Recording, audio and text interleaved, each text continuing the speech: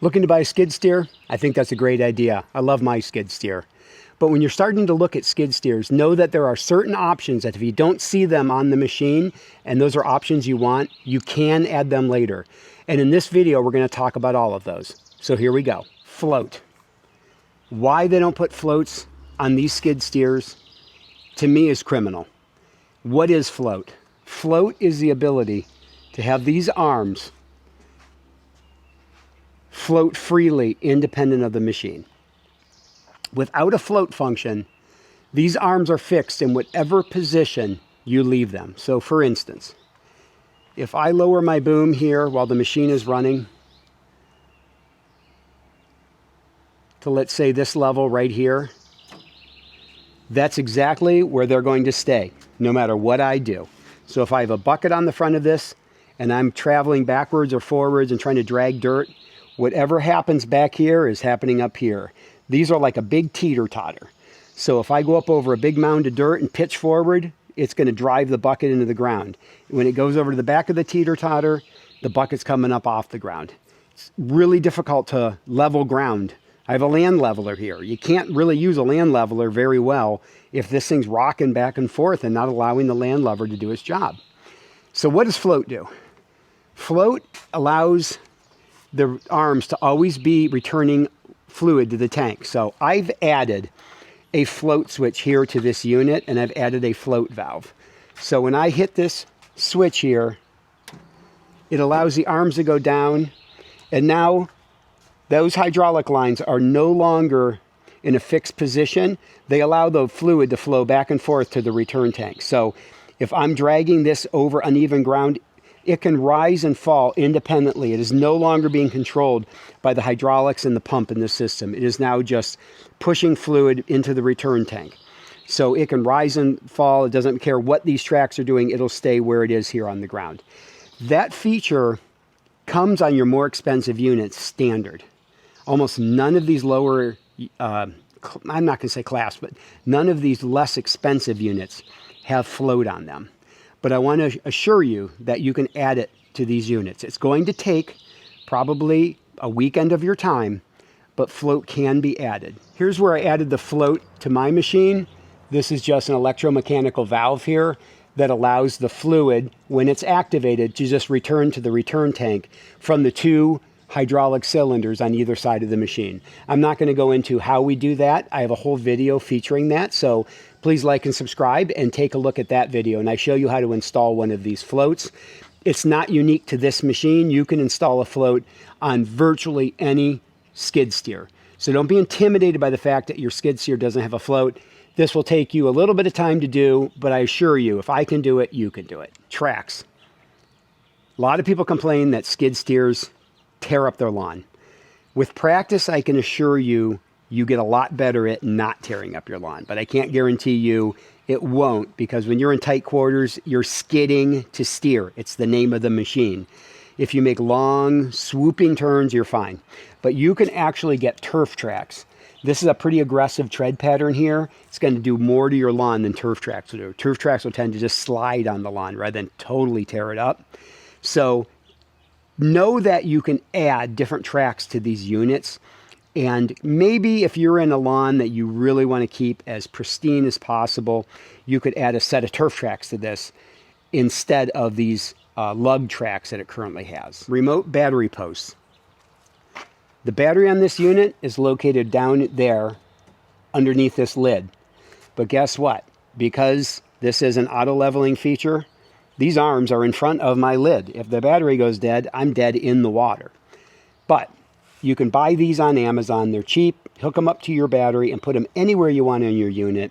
And now you can never worry about being stranded because you can't get to the battery to jump it or to charge it. So remote battery terminals will cure a problem that's common to a lot of these skid steers. Additional cooling fans. Depending on where your oil cooler is located, depends on where you can put an additional cooling fan. I place mine here because I don't have an oil cooler here. Direct place my oil cooler on the side wing. A lot of heat comes off of that muffler and that engine.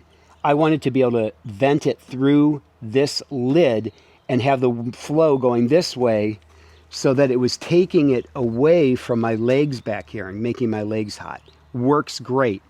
You may not have that option if the oil cooler on your unit is up front here, but you might be able to place it on a side panel if you have access, or maybe to your rear panel, depending on where the vent. So it's not guaranteed you can put a cooling fan in on your unit, but generally speaking, one can be added. Additional switches, gauges, and displays. Very easy to add to most skid steers. You have a battery shutoff here that you can usually tie into, and I put a fuse box on this unit and tied all my accessories into it. So the only accessories I've added to this particular unit is my float accessory, which is on a switch right here, and that fan that I added for cooling that is on a switch right here. What you want to add to your machine is up to you. This one comes with a hydraulic oil cooler gauge. If you don't have that, you might want to add a hydraulic oil cooler here. And so you can keep track of your hydraulic oil temperatures. I have a fuel gauge on this one. We have our hour meter, but again, you can see that most of them have a control panel. Most of them can be drilled, and most of these things can be added. I find that a battery accessory port is nice. That's usually used with a hydraulic attachment to, let's say, if you had a stump grinder, you turn it on, it electrically moves it left and right. It doesn't rely on flow from the machine to do that. So having a cigarette lighter adapter is kind of handy on these machines to add additional electric accessories should you need to. Counterweights. You're probably going to add counterweights. You can lift more if you have more weight back here. I added 90 pounds of counterweights to each side of this machine. Most machines will accommodate counterweights of some type, so make sure that your machine can, if that's important to you, before you get it.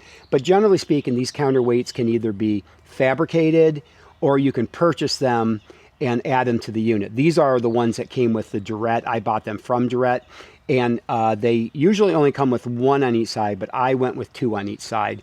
I suppose you could go even wider if you wanted to. They're not going to interfere with anything, and add even more and more weight. But this seems to be pretty adequate for this unit. Just remember, the lifting capacity is with a bucket. Once you add pallet forks, you start changing the dynamics of the machine in terms of leverage. You can greatly reduce your lifting capacity, and you may need to add counterweights to your machine. Fuel shutoff. This is so important. I can't believe they don't put fuel shutoff on a lot of these machines. The Ratto engine has a fuel shutoff standard on the carburetor, but I'm not sure about the Briggs & Stratton, but I can tell you this Honda, you would think it would have a fuel shutoff somewhere. It did not. So I added this. These are from Amazon. They're really cheap. I'll link to these, but I threw these on here so in the winter time, or if I'm going to be storing it for a long period of time, I can simply turn the fuel off, run the carburetor dry, and not worrying about any gas kind of spilling out of that carburetor into my cylinders while it's in storage. An hour meter that tracks engine time, not unit being on time. What do I mean by that? This unit here comes with an engine hour meter, so it only comes on when this Honda engine is actually started and running. This hour meter is controlled by this battery cutoff switch here. So if I turn this on, it's running. Doesn't care whether the engine's on or not. If I forget and leave this on, I'm going to start racking up hours on this hour meter that aren't going to be racked up here. Why is that important? It's important because of maintenance for that engine. You really want to know how long the engine's been running. You could care less how long the battery's been on. They make a unit that's battery powered now. It's fairly inexpensive. I'm going to link to it on Amazon, that you wrap around your spark plug wire, and it only measures engine operating time. Very important for maintenance. I'm thinking about putting one of those on every piece of equipment I have, just in case I accidentally forget and leave this on. This particular machine has 3 hydraulic attachment lines here. What is this third one right here? This is a dedicated return line. Sometimes you're going to get attachments like a brush hog or others that require 3 lines, Harley rakes, etc. They'll have 3 lines coming out of them. That third line is a dedicated return line. Let's say yours only has these 2 right here and you don't have a dedicated return line. This is pretty easy to add, this dedicated return line. This line runs here. It runs to this back line right here. There's 3 of them. There's the return line here. I just want to show you how simple the routing is. And then it comes here. It runs from here down here, and then it just goes right here into the tank right here. So I teed off of that line to add my float, but this is just a dedicated return line. So if you need a piece of equipment that has 3 lines coming off it instead of 2, you can see that's a fairly straightforward line that you can add to your machine to accommodate that dedicated return line. So those are all of the options that you can add later. So don't be discouraged if the unit you have or the unit you're looking at lacks any of those options. I'm sure I forgot some. Please put them in the comments if you can think of some that I forgot. But rest assured, they're easy to add. I did it, so I know you can do it. Please like and subscribe if you like the content. My previous video covers all of the options for skid steers you can't add later. That's very important to know, because if you can't add them, you got to make sure that you pick the right skid steer for you right off the bat. I'm going to link to that video here in this video. So until next time, this is Jeff with the Jeffscavator channel, and are you digging or are you filling?